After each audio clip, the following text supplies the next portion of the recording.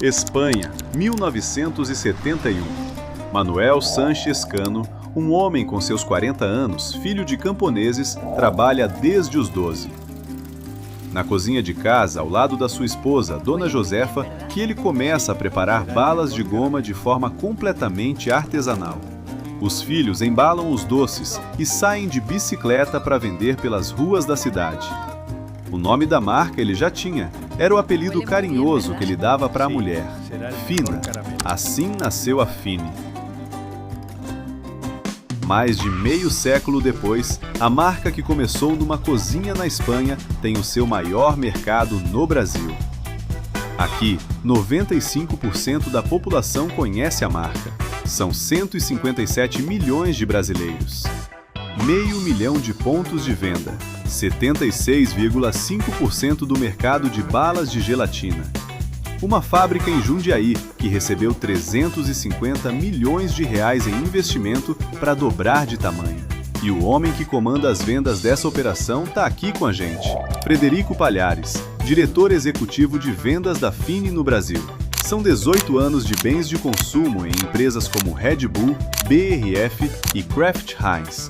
Desafio e frio na barriga, é o que mais me move. Liderando equipes de até 500 pessoas nos canais direto e indireto. Se você tem um funcionário que não tem uma relação de confiança contigo e você com ele, você está travado.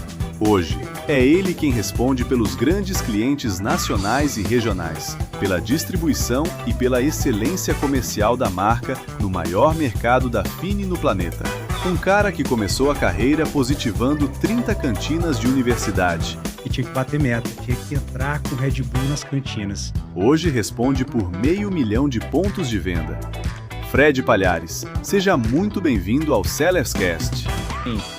Olhando ali a tua história, né, tu começou como estagiário, ainda na época da faculdade, quando tu entrou nesse mundo aí de bem de consumo e tudo mais. E, cara, hoje tu tá como diretor de vendas, né? Cara, qual é a trilha que te trouxe até aqui, né? O que que te fez fazer essa jornada e o que tu acha que foi o momento que te definiu, assim, foi um momento que tu lembra, que tu comenta, que mudou a tua jornada? Bom, eu comecei há 17 anos atrás e durante 1 ano e meio fui estagiário de marketing e dentro desse projeto de marketing da Red Bull tinha um desafio de positivar as cantinas, né? Na época eu estudava na Federal e de tudo que eu fazia, isso foi o que mais me gerou frio na barriga. Que tinha que bater meta, tinha que entrar com Red Bull nas cantinas. E foi ali que eu vi que eu queria trabalhar com vendas. Desde então, há 16 anos, eu trabalho com vendas. Que ano foi isso, cara? 2009. 2009. Cantina de universidade, faculdade. Cantina de faculdade. Estudava na FMG, tinha umas 30 cantinas na época e eu tinha que positivar todas. Só que Red Bull não era o que é hoje. Ela já era um monstro como marca, mas não tinha em todo lugar como tem hoje. E o grande desafio era... A gente estava com um grande desafio na época que era não deixar a Red Bull tão assimilada ao consumo noturno. E desenvolver novas ocasiões de consumo. E esse era o grande desafio. Era pro estudante consumir quando ele estava estudando. Perfeito. E para isso o produto tinha que estar disponível lá. Em paralelo, a gente trabalhava várias alavancas de marketing, por isso que chama Student Brand Manager, que era justamente trazer para dentro da universidade boa parte das estratégias de marca que a Red Bull tinha no mundo e no Brasil. Então, esse que era o grande desafio. Não fazia sentido você trabalhar, gerar awareness, gerar o lifestyle da marca e não ter o produto disponível. E foi aí que veio, a gente fecha esse ciclo com a parte comercial, que era de fato positivar, e foi aí que eu me apaixonei por vendas. Cara, interessante que, assim, em geral, né, um profissional de vendas, É interessante esse teu caminho, cara, porque em geral o profissional de vendas, ele até tem uma certa distância de marketing, né? O profissional de marketing às vezes está distante de vendas, assim como de vendas às vezes está distante de marketing. Na tua trajetória já foi diferente. A tua trajetória nasce basicamente muito ancorado em marketing, muito ancorado em entender um público-alvo, desenvolver uma categoria, desenvolver um consumo, desenvolver uma ativação, que era muito mais do que vender, né? Mas era construir algo. E aí a pergunta que eu ia te fazer, porque nessa época aí era muito envolvido era a época do whisky Red Bull, né? Era a época que o consumidor trouxe para a balada, misturou com álcool, mas que não tinha nada a ver com a proposta de marca que a companhia tinha globalmente e tudo mais. E hoje em dia essa associação ela basicamente deixou de existir, né? Acho que hoje está todo mundo consumindo energético durante o dia. Hoje faz sentido o cara tomar para estudar, para performar melhor e tudo mais.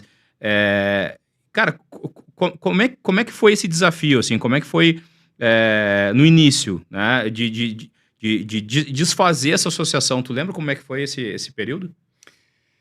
Bom, na época, e hoje eu não posso dizer, tem muito tempo que eu já não trabalho na Red Bull mais, mas na época a gente não queria necessariamente que o consumo estivesse desvinculado com a parte de aproveitar a noite. Perfeito. Que não necessariamente tinha que ser junto com o álcool. Perfeito. O negócio era expandir o consumo, porque você passa quanto tempo da sua vida se divertindo e quanto tempo da sua vida você passa trabalhando, estudando, dirigindo, praticando esportes. Então, o energético por si só, ele vem dessa história muito mais de ter uma funcionalidade por trás, né, do que isso remonta a história do fundador da Red Bull, como a gente conhece, que enxergou essa funcionalidade quando ele foi lá para o sudeste da Ásia e traz isso como uma oportunidade para se desenvolver o consumo. Ele caiu na noite, né, e agradou muito o paladar, né, junto com o álcool, mas a funcionalidade por si só é muito maior do que o consumo noturno, né, e o desafio foi justamente a gente manter o ativar a marca, o consumo dela em festas universitárias, mas e muito além disso. Com um lúdico muito atrelado à questão de criatividade, né, de dar asas às pessoas e a ideias, e fazer com que isso fizesse parte de um público que seria, de fato, o público-alvo da próxima geração, né? A gente chamava de Entry Point Consumers, EPCs. Então, foi ali minha primeira experiência com vendas, e dali, na própria Red Bull, eu acabei me encarreirando com a área comercial. Legal. Cara, eu sempre tenho uma observação, assim, que dependendo do setor que tu atua, tem setores que são mais nervosos do que outros, são mais complexos do que outros, né? São para atuar, enfim, os concorrentes são mais nervosos, enfim, né? Isso faz com que essas empresas, elas por causa da complexidade, elas consigam, elas necessitam, na verdade, expandir a sua estratégia, expandir o seu olhar sobre a marca, né? Ou seja, é muito mais rico, muito mais complexo uma gestão de uma categoria de bebidas do que outras categorias, como bazar, por exemplo, mais simples. E é interessante tu trazer justamente essa visão do consumidor e do shopper, né? De entender, de desenvolver e tudo mais. Tu acredita que essa tua passagem por bebidas, pela empresa, acabou modelando, impactando o resto da tua carreira e trazendo isso para esse olhar um pouco mais refinado sobre o canal, sobre o momento de consumo, sobre tipo de consumidor para as demais experiências que tu teve depois disso? Sem dúvida, sem dúvida. até pelo momento que eu vivi dessa gigante que é a Red Bull, que estava no momento de desenvolver o consumo da categoria aqui dentro, Uhum. de desenvolver o consumo de bebidas sem açúcar, Uhum. que hoje são realidade, mas na época, Uhum. falando de Coca Zero, ninguém consumia Coca Zero para valer há 15 anos atrás. Cara, até Coca Diet, eu acho. Coca Diet, Isso, Light, isso, e isso. hoje a Coca Zero é uma realidade. Então, Aham. tinha um desafio para a indústria de bebidas já lá atrás de começar a trazer o que em alguns mercados já era realidade, mas trazer para o Brasil uma tendência de se expandir consumo, desenvolver categoria, e que em outras ocasiões, escolas futuras, coube muito bem. Não só em função do desenvolvimento da categoria por si só, mas como trabalhar com a multicanalidade e explorar ali as vocações de cada parceiro, né? Entender até onde vai o seu o nível de serviço, qual é o equilíbrio que você precisa achar entre nível de serviço e custo de servir, né? Buscando quem tem as melhores vocações para te levar onde você quer chegar. Legal, cara. Então, isso foi bem legal. Essa escola de distribuição da Red Bull me ajudou bastante a entender como a gente poderia explorar, por exemplo, um canal indireto em outros mercados e categorias, inclusive, muito mais maduras do que a de energy drinks. Legal, cara. Legal. Cara, eu já comentei isso aqui em outros episódios. Eu gosto bastante de biografia, né? Eu acho, e te comentei isso um pouco antes da gente começar a gravar aqui, justamente por isso, né? Acho que a área comercial, os profissionais da área comercial, eles são muito moldados pelas experiências, pelas oportunidades que eles acabam aproveitando, enfim, e desenvolvendo. E isso acaba trazendo uma série de visões que acabam, muitas vezes são próximas, mas em função da experiência que foi dada, tu acaba tendo muito mais profundidade em um determinado canal, uma determinada especialidade que outras pessoas que tiveram uma outra via de carreira não tiveram.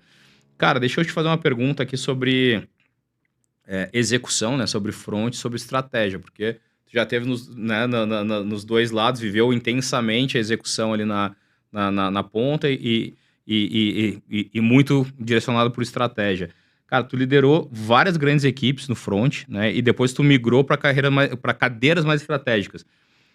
O que tu aprendeu sobre transformar, né, esses dados, esses PowerPoints e tudo mais em execução real, assim? Porque tem muita coisa que parece linda no PowerPoint, que parece linda na teoria, que às vezes na prática não se traduzem, assim. Como é que liga essas duas pontas, cara, da estratégia para execução?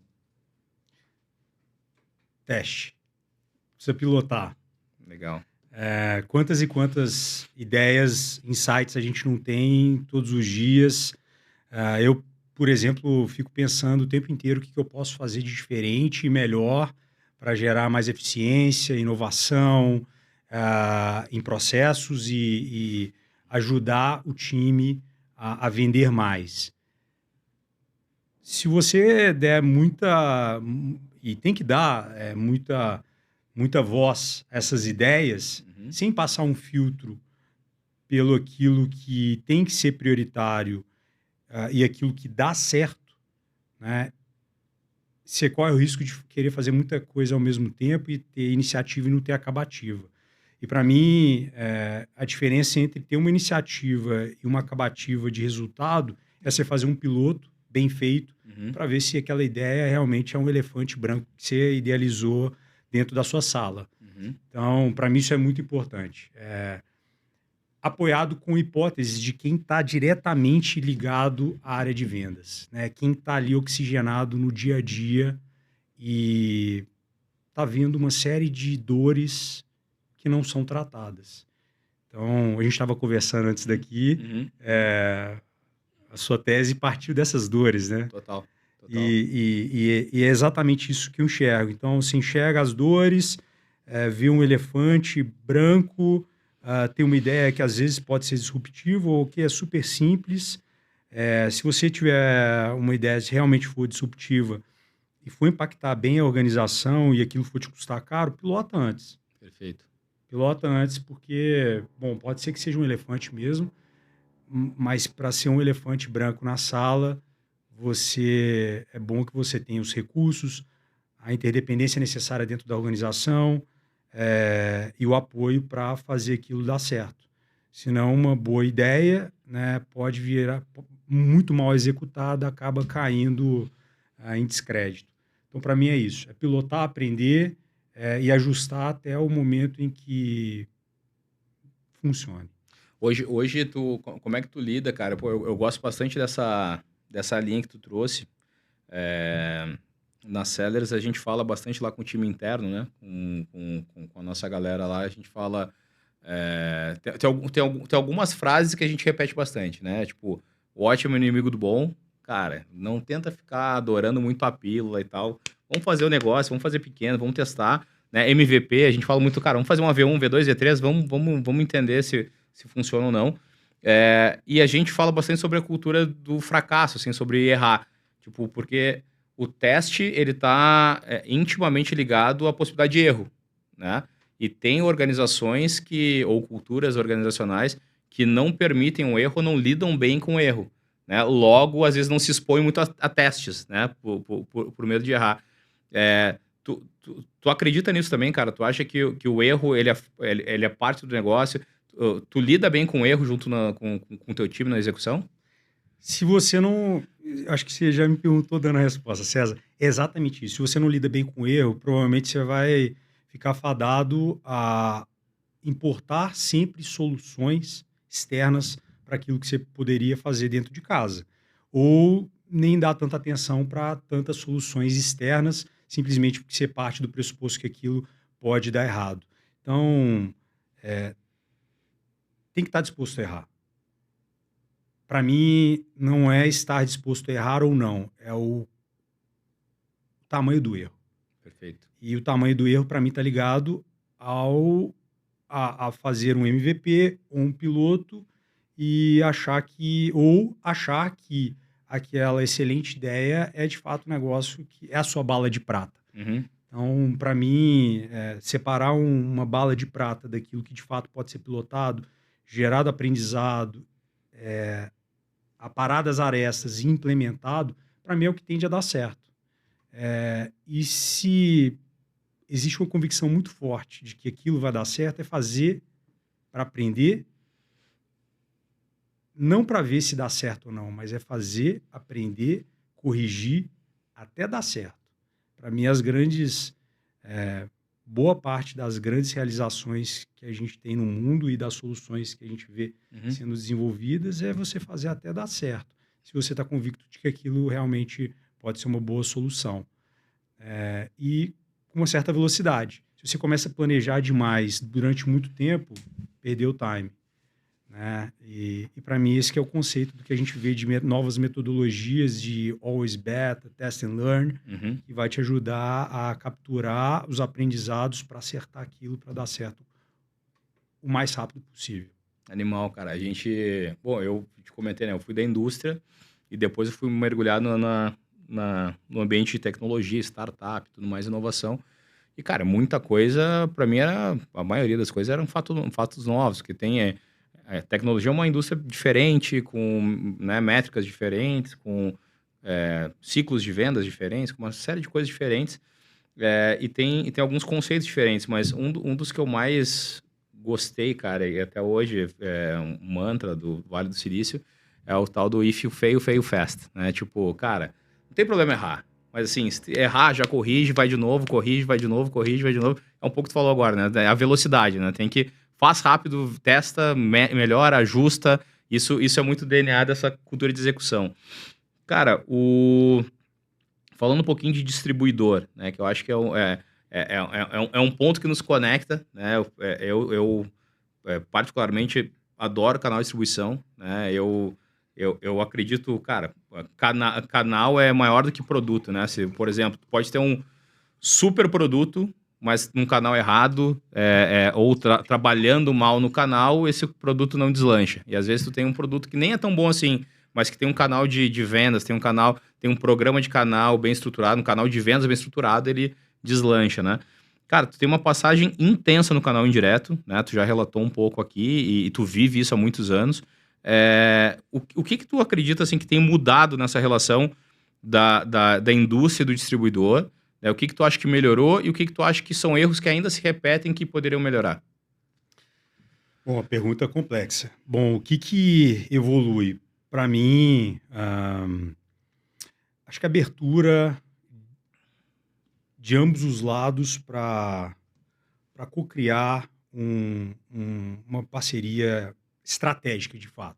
Não um clichêzinho que a gente vai identificar que na prática está um escondendo o jogo do outro, mas abrir o jogo mesmo para ter um casamento. Um casamento, para mim, a melhor analogia é um casamento. Perfeito. Para ter um bom casamento, com transparência para que dê certo. Então, talvez algumas décadas atrás, tinha distribuidor que ainda, né, não queria expor as informações ou que expunha, ou que estava num nível só de tráfego de dados, né, de integração de sistemas. E hoje você vê que muito mais do que isso, como a indústria pode ajudar o distribuidor por todo o acesso de informações que ela tem, por toda a tecnologia que ela tem acesso, às vezes antes do distribuidor, né? Nem sempre, mas às vezes sim, para que ela possa apoiar no desenvolvimento desse parceiro. Então, para mim, essa foi uma grande mudança que acontece, essa já aconteceu há 2 décadas atrás, e a partir daí, soluções que ajudam você a integrar cada vez mais os processos. Então, integramos dados, já temos informações, agora como é que se integra os processos para encurtar o tempo entre a estratégia, o tático e o operacional? Para mim, a cadeia é mais longa para quem trabalha com canal indireto. Total. Né? Então, até o momento em que você desenvolve a sua equipe, né? Todos os layers da sua equipe, até o momento que a sua equipe desdobra aquilo em algum nível do distribuidor, aquilo é aceito e chega até a ponta, é muito mais longo do que quem trabalha só com a direta ou quem trabalha na operação direta. Então, como é que você encurta isso? Integração de processos.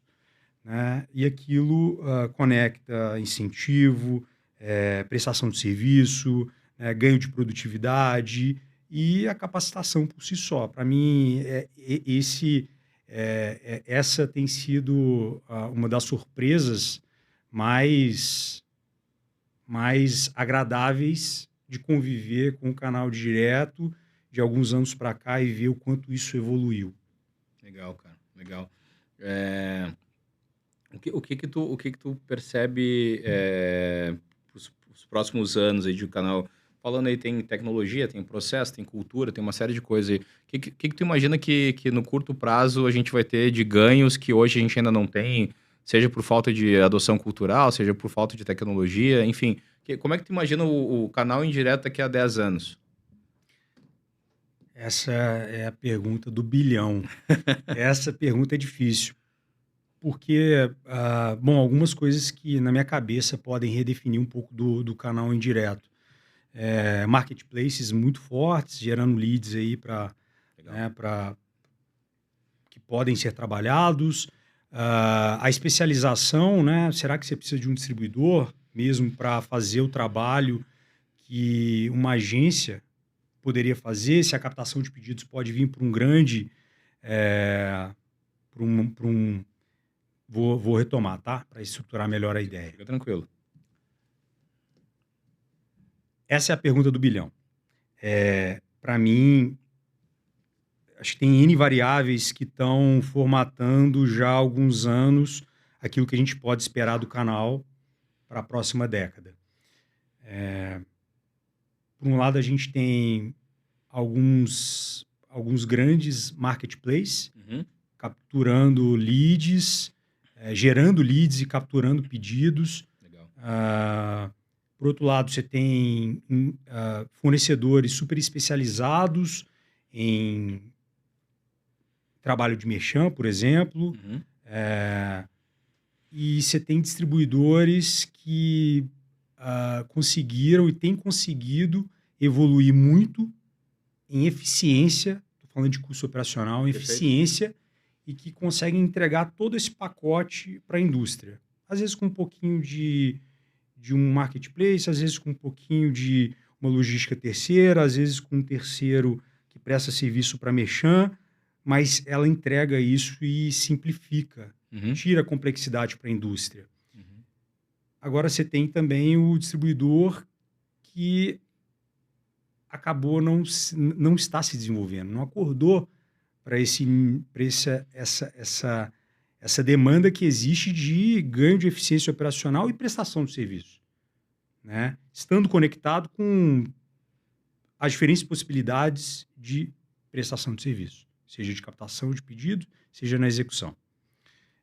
Seja em uma tecnologia de vendas que ajude ele a ser mais produtivo. Perfeito. Então, para mim, o que eu tendo a respondendo sua pergunta final, o que eu tendo a achar que vai acontecer daqui 10 anos, falando e quebrando aqui o canal indireto entre um atacado distribuidor e um distribuidor puro sangue.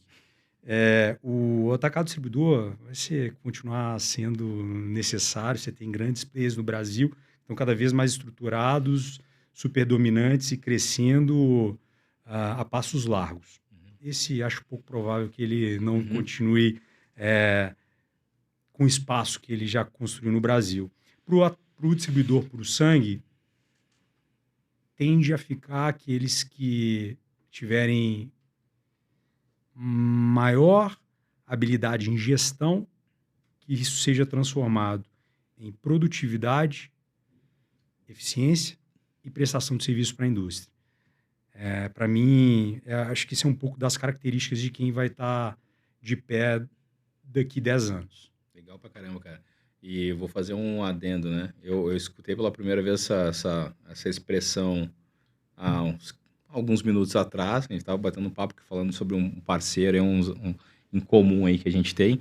E o Fred usou essa definição, né? Distribuidor puro sangue. Cara, é excelente essa definição. Vou usar, né, daqui para frente. Que de fato, né, cara, tem muito distribuidor que não é esse puro sangue, né? Que é como tu classifica. Que não é um cara que tem esse olhar ainda de execução, de serviço, até de governança, às vezes, de gestão, de uma série de coisas. E às vezes está muito no transacional, né? Está muito lá atrás, no transacional, não está olhando para esse processo como um todo, né? E eu acho também, eu concordo completamente contigo, Fred. Eu acho que os próximos anos vai separar, né, os puros sangue dos demais, né? E para o cara jogar esse jogo, que vai estar cada vez mais complexo, o cara tem que evoluir. E provavelmente cruzando dados, você falou bastante de leads e tudo mais.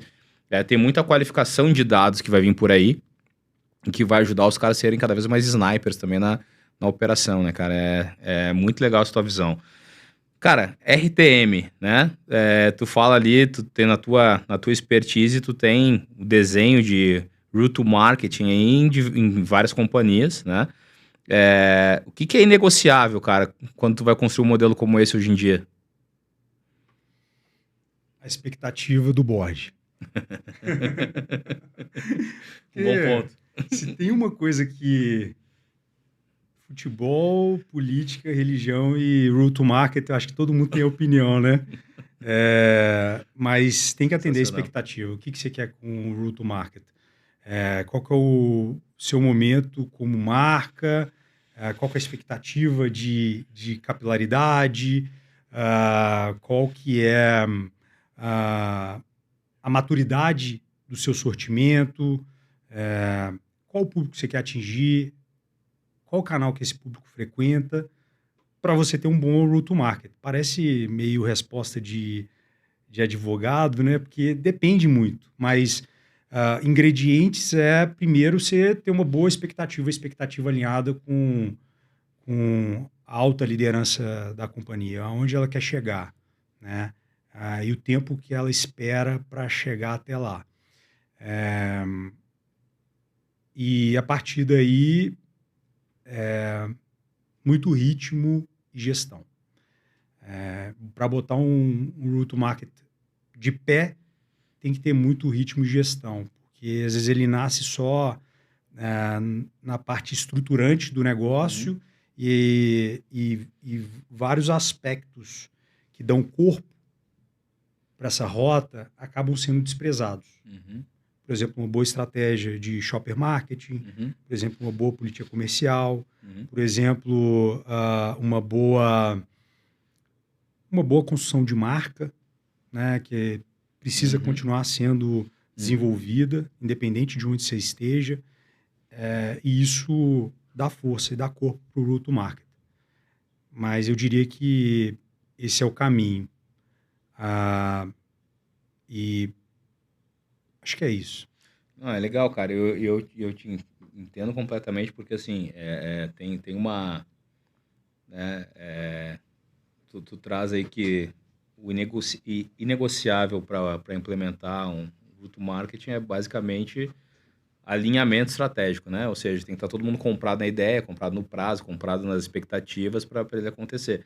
E tem uma frase, né, cara, que fala bastante sobre que cultura engole a estratégia do café da manhã, né? Então, por mais que a estratégia seja maravilhosa, estruturada, técnica e sustentável, se a cultura da empresa, né, se as lideranças não estão alinhadas para fazer aquilo de fato acontecer, por melhor que seja a tua estratégia, não vai para frente. Então, para mim faz todo sentido.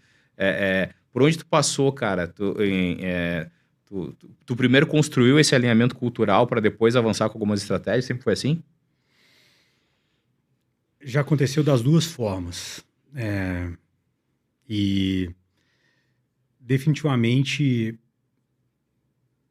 pode ser que a rota, essa nova rota, ela venha acompanhada de uma mudança de cultura. E pode dar certo. Só que vai ser mais dolorosa. E tem que ter estômago para aguentar. Por outro lado, quando você já tem toda a estrada pavimentada para você fazer um ajuste na sua rota para conquistar novos canais ou se especializar para o atendimento de alguns deles, fica muito mais fácil. No final das contas, eu acabei não falando de um ingrediente na sua última pergunta que faz muita diferença, está atrelado à cultura, que é sales capabilities. Interessante. Se você bota, de fato, essa estrutura de pé, constrói essa rota, mas pensa que essa rota é um avião de caça. Se quem vai pilotar esse avião de caça não está muito preparado para pilotar esse novo avião de caça, você só tem um avião de caça e ele está parado dentro do hangar. Interessante, cara. Ele não está voando na velocidade que você precisa.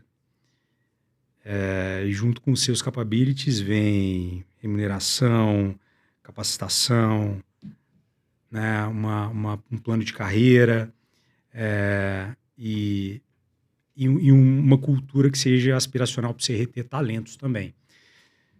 Não sei se eu me perdi demais na sua pergunta, mas... Super completa. Sim, desejável, é mais fácil quando você já tem uma cultura já aberta para isso, mas várias vezes ela vem com uma mudança de cultura mesmo. Não, cara, não de forma alguma tu te perdeu, pelo contrário, acho que tu fez um complemento bastante interessante, porque a mudança cultural, ela muitas vezes a gente negligencia justamente isso, treinamento, capacitação, pensar no ferramental que eu vou ter que implementar para poder fazer aquilo de fato engajar, né? Tu falou plano de carreira, remuneração variável às vezes, premiação às vezes, né? Enfim, tem todo um planejamento, tem toda uma estruturação, né, que soma com a estratégia bem feita, soma com a maneira de implementar e soma com o alinhamento cultural, né?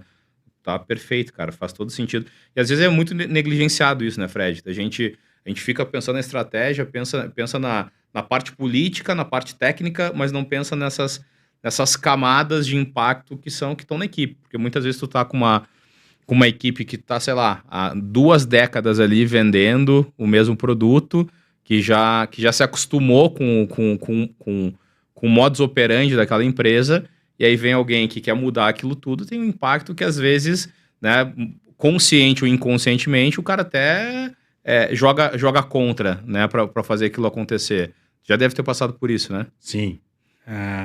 Esse é o aspecto mais difícil, né? Construir um plano, por mais que existem combinações das mais diferentes possíveis para você montar um route to market, a maior dificuldade disso não são essas N combinações possíveis e todos esses aspectos que a gente falou antes aqui, é a gestão da mudança. Isso é muito difícil. Isso é muito difícil. Você conduzir, às vezes, com times, com milhares de pessoas, uma mudança, uma quebra de paradigma que é fundamental para você tirar a pessoa de um formato de atendimento anterior e colocar ele nesse outro. E isso, às vezes, é a grande diferença de dar certo ou errado. O modelo pode estar perfeito. Mas se você não fizer uma boa gestão de mudança, isso envolve todas as outras partes que a gente falou, mas principalmente sales capabilities, você está fadado a ter um modelo que não para em pé. E aí, voltando à questão da inovação, falando mais de inovação de processo, de novas ideias, você às vezes tem um bom plano na mão, mal executado, porque você não fez uma boa gestão das mudanças. Total, cara, total. Não, excelente, excelente. E é interessante, né? Porque essa tua resposta agora, acho que ela ilustra bem, né, a tua primeira resposta, né? Que é que eu te perguntei, cara, o que te move? Tu falou desafios e complexidade, né? Esse tipo de cenário que tu acabou de escrever são grandes desafios e complexidades monstruosas para fazer isso acontecer. Mas quando faz de fato acontecer e gera o resultado, a sensação de orgulho, de vitória é gigante, né? Quando tu consegue organizar uma complexidade como essa, implementar um plano inteiro, fazer o treinamento, implementar política, implementar uma série de coisas e começa a colher o resultado, acho que aí faz tudo valer a pena no final do dia, né? Com certeza. E principalmente quando aquele rabisco inicial que você fez numa folha de papel, pensando aquilo que poderia se tornar um negócio, está sendo replicado por muita gente. Acho que esse é o maior tesão do negócio. E esse que é o maior desafio, você fazer várias pessoas estarem junto contigo na execução dessa ideia. E estarem replicando isso, cara, isso é o maior tesão que pode ter. E o maior desafio. Total. E, cara, esse é o tipo de coisa que... que eu acho que assim, né, cara? Quanto maior o desafio, quanto maior a complexidade, maior o legado que tu deixa, né? Porque quando tu implementa alguma coisa como essa, cara, amanhã depois tu saiu da empresa, tu tá em outra empresa, tem outro desafio, as pessoas ainda vão falar, puta, cara, é aquele negócio que tu fez lá, que tu implementou e tal. Tu efetivamente deixa um legado, né, com por onde passa, trazendo esse tipo de problema, né? Legado pra ti é uma coisa que tem valor, cara? É uma coisa que tu busca, assim, deixar a marca do Fred por onde ele passa? Eu gosto. Eu nunca me preocupei tanto com ter o copyright ali, né, do meu nome. Perfeito. No projeto. Mas principalmente nas pessoas. Como é que eu influenciei a forma de pensar ou com algum aprendizado. Isso com certeza é o que... Esse para mim é o maior desafio e isso para mim é o que mais... Falando mais ainda sobre o que você me perguntou, o que me move. Esse é o maior desafio e isso é o que mais me dá prazer nesse desafio. Quando você conseguiu plantar uma sementinha na cabeça de alguém e aquilo ficou na cabeça dela por muito e muito tempo e de alguma forma você às vezes nem sabe, mas aquilo gerou um vínculo da pessoa contigo. Então, para mim, com certeza, esse é o maior legado. Impactar pessoas. Impactar pessoas. Cara, tem alguém, se não quiser citar um nome, não tem problema, assim, tem alguém que tu lembra que impactou a tua carreira? Poxa, tiveram várias pessoas. Eu acho que hoje eu sou o resultante de uma combinação de várias competências que eu admiro em vários profissionais. Então, não tem uma. Não tem a pessoa que mais me impactou, dependendo do que você falar como competências, eu vou te falar que foi mais uma ou mais a outra. Mas foram vários. Em todas as empresas que eu passei, tiveram vários nomes que eu admiro muito e que até hoje eu costumo acompanhar porque elas continuam me impactando. Mas eu gosto muito de aprender observando as pessoas, como elas fazem, como elas falam, o porquê que elas tomaram determinada decisão. Isso me ajuda muito a me desenvolver. Essa foi a minha maior pós-graduação. Então, acho que seria injusto eu citar um nome só, sem querer fugir aqui do desafio que você me deu. Comercial tem que sair, às vezes, pela tangente. Faz parte. Cara, tecnologia e vendas, cara. Se a gente for falar assim, na prática, né? O que tu acha que realmente ajuda o time a vender mais e melhor hoje? Onde é que tu acha que vale a pena investir em tecnologia? O que tu acha que... Se vale a pena, ou porque, assim, pô, às vezes o cara faz assim, e acho que é legítima também a resposta. Cara, tem muita tecnologia, mas às vezes fazer o básico bem feito gera resultado também. Como é que tu acha isso, cara? Esse negócio de tecnologia hoje é muito hype, né? Ou tu ainda... E tu acha que tem coisas mais básicas a serem corrigidas antes de pensar em IA e tudo mais? Ou não? Ou tu acha que, cara, não tem como fugir e tem que entender o que está acontecendo e se adequar? Eu estou pensando para não parecer muito absolutista aqui, mas eu não consigo enxergar uma forma de você conseguir ser mais eficiente sem aproveitar aquilo que já está disponível de tecnologia e rápido. E rápido. Senão alguém vai fazer isso primeiro que você. Eu não consigo lembrar de um caso, desde quando eu me entendo por gente, de quando bem aproveitada a tecnologia, que ela tenha piorado o resultado de alguma coisa. Não consigo lembrar de fato. Talvez tenha, mas via de regra, pode ser que não seja 100%, mas via de regra isso ajuda você a ser mais produtivo e mais eficiente. Então temos que aproveitar a tecnologia. Temos que aproveitar. E não ficar esperando até o momento em que alguém já tenha tirado proveito, esteja alguns passos ou vários passos à frente de você. Então começa a plantar uma semente. Eu acho que para mim isso daí também está no DNA de uma empresa que quer inovar, não só inovar em portfólio, mas inovar em processos também. Está disposta a fazer, e voltando ao nosso último papo ali, a nossa última penúltima pergunta, a inovar, errar, aprender, fazer de novo até dar certo. Não consigo ver algo diferente disso. Isso gera resultado. Via de regra, gera resultado. Legal, cara. Não, eu acredito nisso também pra caramba, cara. Porque, assim, eu acho que, assim, quem gosta de inovar, eu me reconheço muito nas tuas falas, assim. Acho que a gente tem a tua maneira de pensar, eu me conecto nela. Porque, assim, acho que tem muita questão de teste, de erro, de inovar, de fazer e tudo mais. E quem tem essa pegada de inovação sempre vai querer estar um passo à frente, né? Tipo, é o conceito que a gente fala em tecnologia do early adopter, né? É o cara que ele quer saber o que está acontecendo, ele quer pelo menos testar, ele não quer ficar de fora, ele quer pelo menos testar, porque ele acredita que quanto mais na frente ele tiver, pensando até num ambiente competitivo, né, mais blindado ele tá, né, cara, a gente, dentro da Sellers lá, falando como organização, nem falando da nossa tecnologia vendida para o mercado, falando das coisas que a gente usa para nossa operação interna, porra, a gente testa muita coisa, cara, testa muita coisa, obrigado, muita ferramenta nova, muita coisa. Agora, para ter uma ideia, a gente capacitou a turma a treinar a gente de IA. Né? A gente começou a treinar, entendi o conceito e tal, chamei a turma, comecei a treinar eles. Cara, vamos abrir aqui o agente de IA específico para a tua especialidade. Por quê? Porque às vezes eu tinha um cara que é especializado numa parte do negócio. E aí, como em toda indústria tem, como toda empresa tem. Tem um cara que é referência em tal assunto.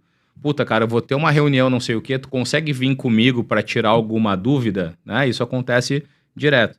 O que a gente fez, cara? A gente criou um agente de IA para cada funcionário ali, né, com especialidade-chave.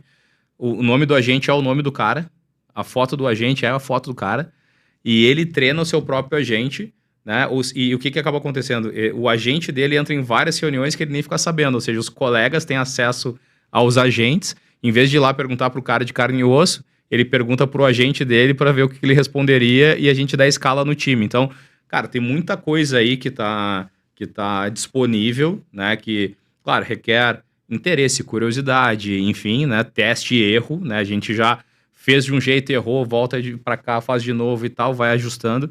Mas, cara, eu tenho essa mesma ideia, assim, quanto mais a gente testa, quanto mais a gente tá à frente, quanto mais a gente busca, cara, mais distante a gente acaba ficando da concorrência e tal. E é um pouco essa pegada que eu tenho também. Então, pra mim não é hype, pra mim é ROI, né? Não é hype. Mas eu também acho, cara, que nem tanto ao céu que nem tu falou, pra não ser absolutista, nem tanto ao céu, nem tanto a terra, né? Tem muita coisa básica que precisa melhorar também, né? Então, às vezes a gente tá falando muito de coisas mais futurísticas, mas, pô, às vezes uma ata de reunião que deveria ser feita, o cara não faz. Ah, sim. Né? Perfeito. Formalizar um e-mail com um combinado, o cara não faz, né? Com certeza. Aí você se perde, você tá buscando algo muito, muito evoluído e o básico você não tá fazendo. Com certeza. Você tem, talvez com uma pirâmide de Maslow ali, tem alguns steps para você passar antes de chegar ali. Né? Senão você também está importando ou tentando desenvolver alguma tecnologia sem fazer o básico. Você está tentando tirar um leite de pedra e, né, vou refazer o que eu ia falar. Você está tentando dar o passo para o topo da pirâmide de Maslow sem ter passado pela base. Exato. E aí aquilo que mais pode trazer resultado, que é fazer o básico bem feito, você não fez. Para mim não é uma questão de é uma questão de E. Exato. Você tem que percorrer alguns caminhos? Tem, mas não tirou a da tecnologia não, porque geralmente isso pode custar caro. Pra caramba. A analogia que quando tu tava falando eu pensei, né? Tipo, o cara quer construir o telhado da casa, mas não fez o alicerce, né? Não fez a base, né? Então tá, vamos cuidar da base e vamos olhar para as duas pontas, né? Vamos deixar a base legal, bem feita, mas não vamos deixar de olhar pro teto também, porque tem coisas importantes ali que podem estar nos ajudando também, né? Cara, quando tu tá falando, o Fred, Cara, quando começou a falar da tua trajetória, do início, dessa questão de impactar as pessoas, enfim, das complexidades, os desafios e tal, vem o brilho no olho, né, cara? Dá pra ver, assim, quando tu fala, né, desses temas, o teu olho brilha. E, cara, como é que faz pra formar time com brilho no olho? Como é que faz pra que o tesão que o cara tá tendo em desenvolver alguma coisa seja comprado pelo time e todo mundo ter a mesma pegada, o mesmo tesão, o mesmo brilho no olho e fazer acontecer? Como é que faz isso? Bom, também não tem bala de prata. Primeiro, para formar, você precisa atrair, né? Nesse momento não está tão fácil de atrair, né? O desemprego muito baixo, a níveis de quase pleno desemprego para quem tem uma mão de obra pouco qualificada como a nossa, né? Então, o primeiro ponto é atrair. Para atrair, você marca, produto, fodas, ter gente que fala bem da empresa ou ter boas pessoas na liderança. Porque gente atrai gente, né? E o oposto também é verdadeiro. Então, se você tem essas três coisas, o dinheirinho que você quer pagar pode ser um pouquinho menor. Quando você não tem essas três coisas, você geralmente te custa mais caro. Então, primeiro é atrair bons talentos. Depois, para você reter esses talentos, capacitação, na minha opinião. Tá? Talvez alguém que seja de RH ou tenha mais experiência, por exemplo, minha mulher vai falar que eu respondi errado. Ela tem uma boa escola de RH. Legal. Mas primeiro, capacitação, dosar capacitação com desafio. Capacitação demais com baixo desafio, desmotiva, capacitação de menos com muito desafio, dá burnout. Então, acho que tem um bom equilíbrio ali para que as pessoas cresçam. Cresçam, aprendam e cresçam. Acho que hoje mais do que nunca, ter uma empresa que esteja e pessoas que se conectem com pessoas, né? Acho que isso é importante. Olhar por detrás dos óculos azuis e saber como é que foi seu dia, de onde você veio hoje, o que aconteceu no seu voo, você está bem? Deu tudo certo? Deu tudo certo. Acho que isso é importante também. Ter gestão, boa gestão. Gestão e dar ritmo para as coisas. Acho que isso é importante também. Porque senão você tem uma liderança e não tem gestão, né? Acho que as duas coisas se complementam. E, por fim, você manter uma certa atratividade em termos de remuneração. Perfeito. Você não precisa ser o que mais bem paga, ou melhor, acertando aqui meu português, que paga melhor, mas se você pagar muito mal também, provavelmente, mesmo que você faça todas as outras coisas, tem uma em algum momento você ali, né? perde alguém. Alguém bom. Depois você ajusta esses erros em português meu, né? Fica tranquilo que a gente edita. Tá bom. Cara, deixa eu te perguntar, lá no teu perfil do LinkedIn tem uma frase que eu achei interessante, eu queria que tu explicasse um pouco ela na tua visão. Valoriza os resultados com base na confiança, né? Eu gostei dessa frase, cara. Me explica um pouquinho o que tu quer dizer com ela. Cara, eu não tinha entendido até uns 5 anos atrás o quanto isso era importante para mim. Eu estava ouvindo uma palestra de um neurocientista que ele faz um paralelo super interessante entre confiança e ele mostra na fórmula do PIB da economia o quanto a confiança é importante e te ajuda a elevar o PIB. Né? A confiança do investidor é a confiança do consumidor. Perfeito. Quando você tem confiança, você gasta ou investe mais. E isso é uma das variáveis que vai impactar positivamente ou negativamente seu PIB. Da mesma forma, e qual que é o contrário aqui da confiança? É o medo. Quando você está com medo, você gasta menos ou investe menos. E ele explica, vou tentar lembrar aqui, se eu estiver errando aí para os espectadores, talvez alguém faça um comentário lá dentro do vídeo, mas basicamente fazendo um paralelo com isso, isso tem uma explicação da neurociência para isso. Quando você está com medo, você tende a liberar cortisol e adrenalina. Perfeito. E isso são neurotransmissores que te travam, ou te geram força. Mas ele não te ajuda a ser mais criativo e pensar melhor. Então, da mesma forma, quando você traz isso, essa analogia, né, para o ambiente de trabalho, se você tem um funcionário que não tem uma relação de confiança contigo e você com ele, você está travado. Você está travado porque um dos dois está com medo.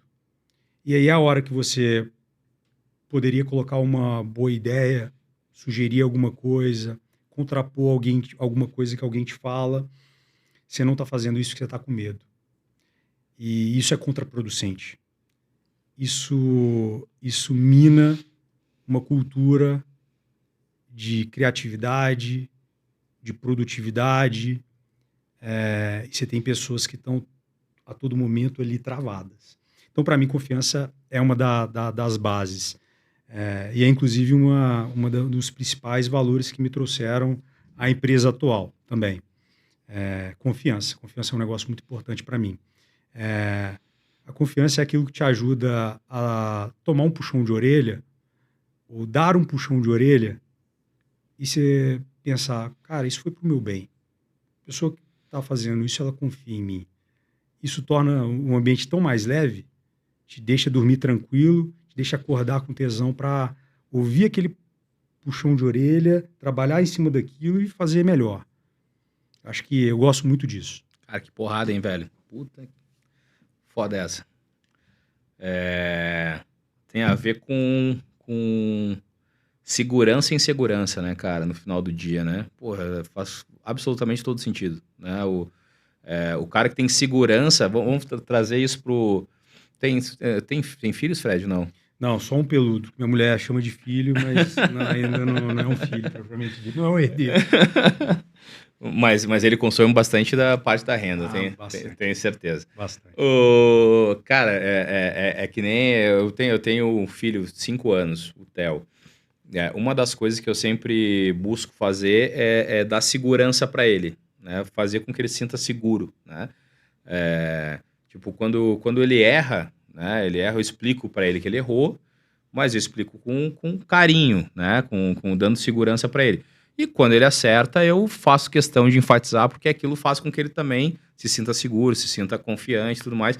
E ele acaba se tornando uma criança confiante em função dessa segurança que ele tem. Isso permite ele arriscar, né, algumas coisas, né? E também faz com que ele também ele deixe de ter comportamentos negativos, até para não quebrar essa confiança, essa segurança que a gente gera para ele.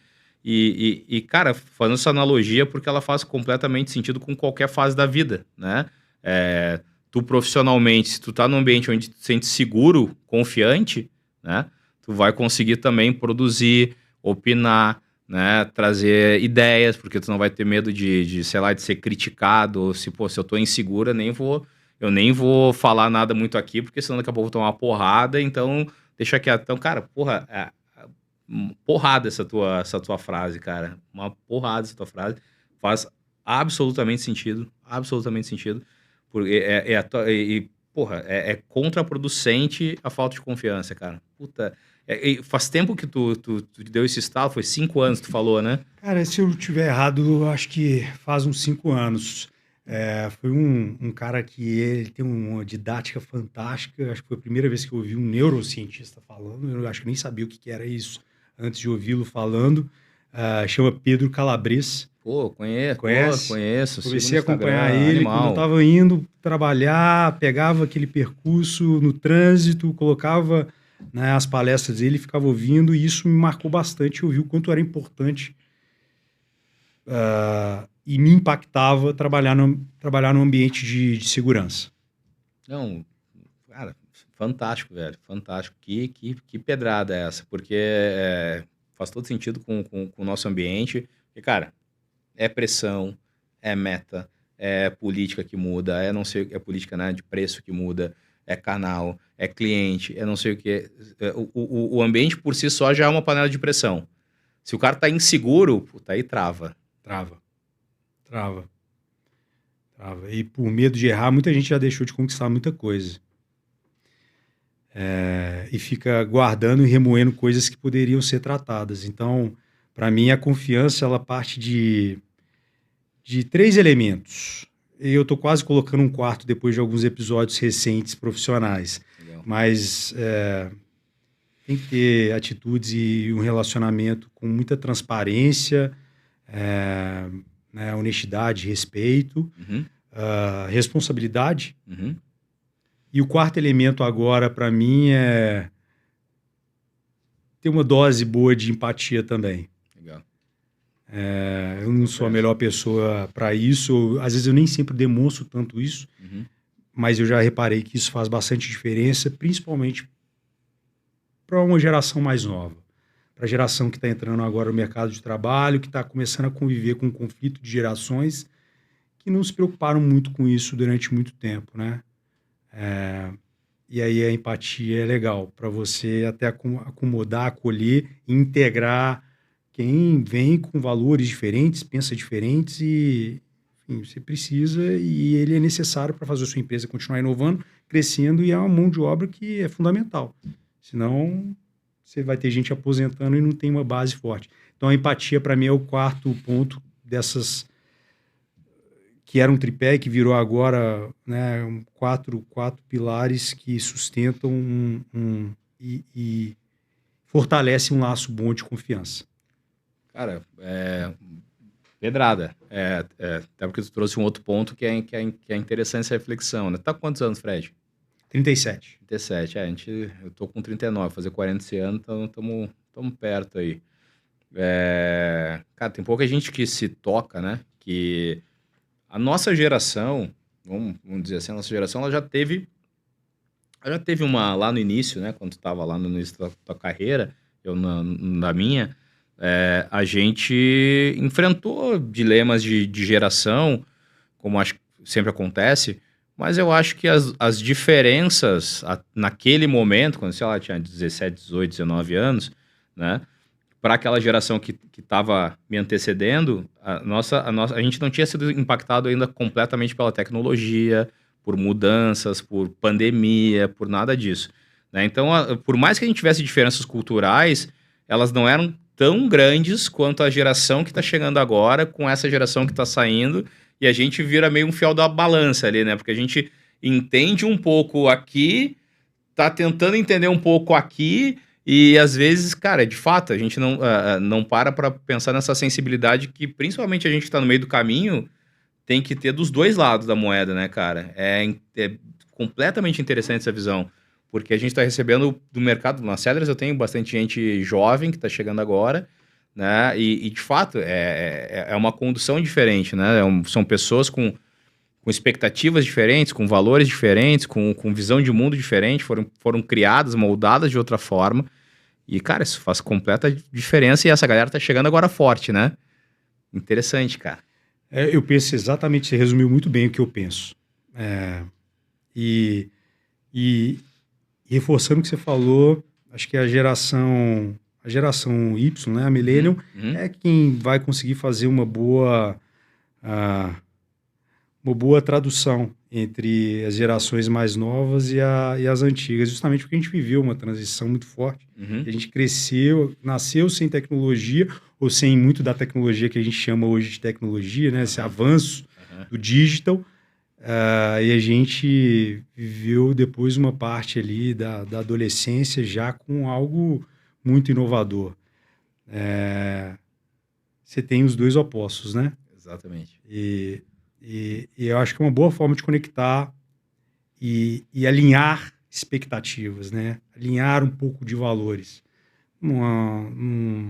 Assim como você não pode esperar que as gerações anteriores elas vão mudar completamente os valores, você não vai conseguir impor os valores para a geração mais nova. Então, como conectar isso que eu acho que é o grande desafio. Cara, animal. Não tinha feito essa régua, né, dos extremos e, cara, animal. Faz total sentido. Vamos lá. Cara, distribuição nacional. Ampliar a capilaridade, acho que todo mundo fala. Positivação, capilaridade, frequência e tal. Mas, cara, na prática, como é que a gente aumenta a consistência, frequência e margem ao mesmo tempo? Como é que equilibra esses pratos, cara? De a gente conseguir gerar margem, a gente aumenta o custo de operação, mas a gente tem que ser eficiente na execução. Como é que equilibra esses pratinhos aí, Fred? Bom, tem N formas de se equilibrar isso. Acho que a primeira começa quando você tem um RTM em que você escolheu adequadamente quem pode fazer melhor aquilo que você quer fazer. Seja você mesmo, seja um ou mais terceiros que vão chegar cumprir aquela rota. É isso que vai te ajudar a ser mais eficiente por um menor custo de servir. Isso pode trazer uma necessidade de você trabalhar com a multicanalidade ou não. Mas, para mim, o que melhor equilibra a eficiência com a capilaridade e o nível de serviço é exatamente quem pode fazer melhor o que você gostaria de fazer. É você mesmo? Dificilmente. Pelo menos uma escala nacional, com uma capilaridade de canal alimentar ou de NB visão Nielsen. Dificilmente vai ser só você. Seja com um atacado distribuidor, seja com distribuidor puro sangue, seja com uma revenda, com distribuidor de área. Dificilmente vai ser só você. você vai precisar contar com terceiros. Pode ser que seja uma camada só de terceiros, dependendo do que você almeja, qual é o canal e o cliente que você quer impactar, pode ser que sejam outros. Então, voltando à pergunta de RTM, para mim isso uma coisa está ligada à outra, mas para ganhar capilaridade você precisa entender qual o tamanho da capilaridade, de qual universo que a gente está falando, né? Para que você possa desenhar essa rota sem que aquilo possa ofender a sua rentabilidade. Legal, cara. Buscando sempre quem tem sinergia com o que você tem, né? Quem tem sinergia e musculatura com o seu sortimento. Quando você casa as duas coisas, para quem recebe como distribuição o seu produto, vira um plus. Não aumenta o custo dele de servir. Quando, para quem está oferecendo a distribuição, no caso a indústria, você não precisa gastar rios de dinheiro para tentar desenvolver alguma capability que não está na vocação desse parceiro. Isso falando um pouco mais do canal indireto. Não sei se ficou claro. Sim, completamente. Então, para ganhar capilaridade, para quem deseja chegar uma boa fatia daqueles mais de 1 milhão de varejos que existem no Brasil, né, que são falados hoje bem mais do que 1 milhão, provavelmente você vai ter que olhar quem faz bem o quê. Quem faz bem o quê. E isso vai te demandar uma certa necessidade de rever a sua rota ao mercado. Isso que eu acredito. Eficiência, né, cara? Eficiência na estratégia, no desdobramento, na complementaridade, no mix, em uma série de coisas, né? Acho que a eficiência talvez seja o resumo desse cenário inteiro, né? Quem consegue ser mais eficiente aonde você quer chegar? Esse que é o question mark. Precisa ser respondido. Se for você, vai fundo. Provavelmente é você em várias regiões, dependendo do tamanho e a massa crítica, Perfeito. Do seu tamanho e da massa crítica daquela geografia, daquele recorte geográfico. Mas em algum momento, provavelmente, você vai ter que flertar e desenvolver um terceiro que vai fazer melhor determinada região, conhece melhor da população, conhece melhor o varejo local, para que ele possa fazer aquilo melhor do que você. Para mim, e óbvio que isso traz mais complexidade, tem que colocar uma escala de prioridade para ver aonde você ataca primeiro e com qual fortaleza você... Quais as prioridades? Vou parafrasear aqui. Quais são suas prioridades? Né? Aonde você tem que atacar primeiro? Aonde que você consegue avançar primeiro? E depois, em algum momento, provavelmente você deva flertar com terceiros, com parceiros em determinadas regiões que com certeza vão fazer melhor, muito melhor do que você faria. Animal, cara. E isso te traz capilaridade. Tem a ver também com core business, né, cara? Eficiência, porque, por exemplo, o que a gente falou, vai ter região que até tu consegue fazer, mas tem região que, cara, não é o core business da indústria, né, ser tão eficiente em execução de logística, em entender na granularidade uma micro-região, etc. Então, cara, tem caras especializados que vão ter um core business. Claro, tem algumas capabilities que tu vai ter que auditar, vai ter que entender, né, pra ver se faz sentido, mas é por aí. Fred, pra gente fechar, cara, não sei se... papo bom é assim, cara, já passou de 1 hora, a gente não viu passar, mas eu queria, cara, que deixasse assim... Quero botar mais duas perguntas aí, tá? Pra gente fechar. Cara, o que tu entende, assim, se tu pudesse hoje falar para alguém que tá entrando na carreira ou que já tá numa posição de middle management ali, que já quer chegar com uma diretoria, que quer chegar num posto avançado, o que tu daria de ensinamento sobre carreira, liderança, impacto? O que tu diria para um jovem gestor que quer chegar numa posição avançada de diretoria? O que ele deveria seguir, o que ele deveria fazer, o que ele deveria estudar? Como é que hoje tu falaria pro Fred do passado que ele poderia pegar alguns atalhos? Quais seriam eles? O que ele deveria ter de atenção?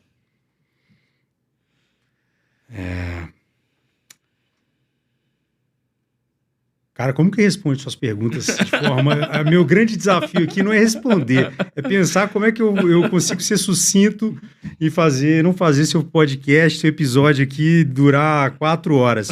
Bom, o primeiro ponto é, cara, não pode parar de se atualizar. Esse é o caminho. Estuda, aprende, observa muito. Tem que ter muita resiliência. Resiliência ficou parecendo hoje um clichêzinho, mas tem que ter muita resiliência. Se você não tomou puxão de orelha, na nossa idade podia tomar puxão de orelha, né? Não era crime. Não, podia não, né? Era fundamental, não, esse né? era o básico. Minha mãe não aliviava, não. Se você não tomou puxão de orelha em casa, esteja preparado no sentido figurativo a tomar uns bons puxões de orelha numa empresa, né? Não vem achando que aqui é um ambiente perfeito também, não, que só vai trabalhar com pessoas perfeitas. Não é aqui que esse mundo existe. Aliás, onde que existe esse mundo, né? Só na época que tinha Caras, né? O mundo de Caras, a ilha de Caras. Em lugar nenhum existe isso. Então não é um ambiente perfeito, com pessoas perfeitas. Você vai ter que trabalhar bastante N questões interpessoais, fazer uma boa leitura de cenário e se estudar e trabalhar muito. Trabalhar muito. Eu costumo pensar que as pessoas médias, né? E eu sempre me coloquei como uma pessoa de inteligência mediana.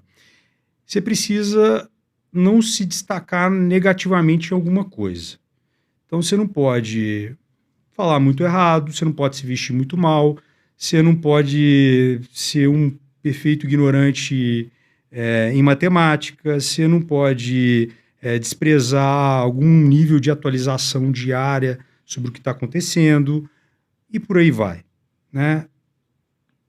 Quem desprezou alguma dessas coisas foi Einstein, Steve Jobs. Sim. Só pegar como ele se vestia, o cara se vestia, né? Perfeito. Se desprezava completamente qualquer nível de dress code. Perfeito. O cara podia, né? Eu acho que ele podia. O Einstein, idem, e vários outros aí. Não é a realidade da grande maioria. Então, trabalha muito duro, coloca energia, dê valor para a carreira. Por mais que o trabalho não seja a sua prioridade, e aí não tem valor se está certo ou errado. Para muita gente, a maior parte das pessoas não é a prioridade se realizar profissionalmente. Mas se realizar profissionalmente e ter um olhar para a carreira é importante. Vai. Quanto tempo a gente passa trabalhando aqui? Se isso não for importante, se você não tiver tesão naquilo que você está fazendo, não faz sentido. E não deixar de se atualizar. Para mim, eu acho que essas seriam alguns passos que eu falaria para o Fred de 20 anos atrás. Legal, cara. Animal. Para fechar, tem algum conselho, cara, que tu recebeu e nunca mais esqueceu? Algum conselho, assim, que te marcou? Acho que conselho que você espera que muita gente traga de casa, mas muita gente ainda não tem. E isso também eu acho que é papel das empresas hoje em dia. Integridade. Integridade. Tem integridade. Tem que ter integridade, cara. Passar por cima de ninguém. Pode errar, levanta a mão e fala que você errou. Não abraça o erro, ninguém tem compromisso com o erro. Isso, para mim, é a base da formação de um caráter, né? Você tem integridade. Não sei se isso não é bem um conselho, mas acho que é alguma coisa que você traz de casa que, para mim, é muito importante. Não existe o menor nível de confiança se não existe integridade de algumas das partes. Perfeito, cara. Fred, animal, velho. Obrigado pelo papo, cara. Obrigado, eu que agradeço. De coração, velho. Pô, animal. Pra quem não sabe, a gente grava aqui no final do dia. Cara, São Paulo, trânsito e tudo mais. E ter vindo até aqui, dedicar esse tempo pra compartilhar a tua história, compartilhar insights, cara. Eu me sinto um privilegiado, cara, em fazer essa pauta de Sellers Cast aqui. Porque, pô, eu consigo falar com tanta gente legal, com tanta gente boa, conhecer tanta história... que eu tento fazer o quê? Trazer quem está nos assistindo para a mesa aqui, para conhecer, porque tem muita gente que vai te conhecer, que talvez vai te identificar em algum lugar e que tu não vai conhecer, mas que vai dizer, pô, te vi no podcast, achei bem legal isso e aquilo e tal. E, cara, é uma maneira da gente impactar, né? E como é uma das tuas matrizes aí, né? De impactar pessoas, deixar marcas e tudo mais, acho que a gente consegue fazer isso, né? Tu consegue fazer isso e chegar em muito mais pessoas em função disso. Então, eu me sinto lisonjeado de fazer isso aqui, cara. E eu queria deixar o espaço para te poder falar aí, enfim, se o pessoal pode te procurar em alguma plataforma, LinkedIn e tal, como é que faz para te achar, Fred? Enfim, teu recado final. Bom, fiquem à vontade para me procurar aí no LinkedIn. Eu demoro meu SLA de resposta no LinkedIn de algumas semanas, principalmente ultimamente, com o desafio que a gente tem lá na Fini, um desafio muito doce, mas um grande desafio. Mas fiquem à vontade para me procurar, para trocar ideias, vai ser sempre um prazer conhecer gente nova. Legal. Nos conhecemos aí algumas semanas atrás e estou lisonjeado de ter sido convidado. Isso, cara. Prazer estar aqui com vocês, time da produção. Legal. Valeu. Obrigado, cara. E, bom, gostou? Valeu a pena? Demais. Legal. Turma, então, né, para quem nos acompanha até agora, né, mais uma pedrada aí, né, com o Fred, foi bom demais. E para quem quiser saber um pouquinho mais sobre a Sellers ou visitar os outros episódios, tem aí, já estamos chegando aí a 47 episódios, então fiquem à vontade para consumir, né, esse e outros mais. Agora, se esse episódio aqui te deixou alguma mensagem, algum impacto, comenta aqui no vídeo, deixa a sua mensagem pra gente. E se tu acha que esse vídeo aqui ele faz sentido para alguém, né, seja um colega, um amigo e tudo mais, compartilha aí, que daqui a pouco é uma frase, é uma mensagem que a pessoa tá precisando agora e que vai ajudar ela bastante aí na carreira. E para quem quiser saber um pouquinho mais sobre a Sellers, entra lá no nosso site, tá no link aqui também do nosso vídeo e procura lá nosso time que eles vão ter o maior prazer de te atender. Beleza? Valeu e até o próximo Sellerscast.